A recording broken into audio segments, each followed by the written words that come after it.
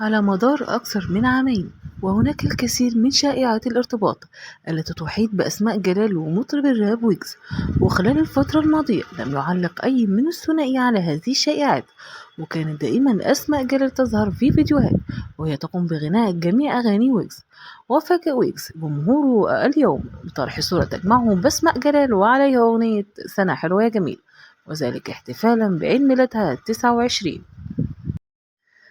وجاء ذلك بعد شائعات ارتباطها برجل الأعمال أحمد أبو هشيمة، وكان تصدر اسم المطرب الراب الشهير ويجز محركات البحث الشهير جوجل بشكل كبير بعد ظهوره بجانب الفنانة أسماء جلال، خصوصا بعد انتشار خبر ارتباطهم مؤخرا.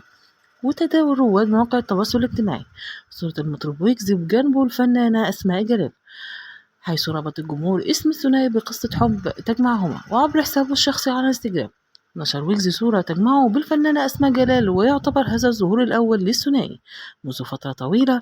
واكتفى ويجز بنشر الصورة فقط دون كتابة أي تعليق عليها، وانهالت العديد من التعليقات، وخمن الجمهور أن العلاقة التي تربطهما هي علاقة حب وليس صداقة، حيث وجهت أسماء جلال منذ فترة رسالة لويجز بمناسبة عيد ميلاده وقالت له أنت تستحق الحب.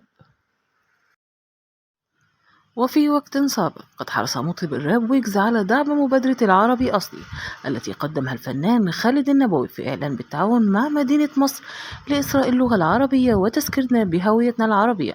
وقال ويجز في فيديو نشره عبر حسابه موقع انستجرام: أنا راجل بحب اللغة العربية، وبس لما أحس إن لوحدي اللي بحبها وإن الناس فقدت الاهتمام بها، لأن في حاجات كتير بتيجي مع اللغة، مش بس لغة تراث وهوية وحضارة جميلة، وحاجات كتير ممكن نتعلم منها.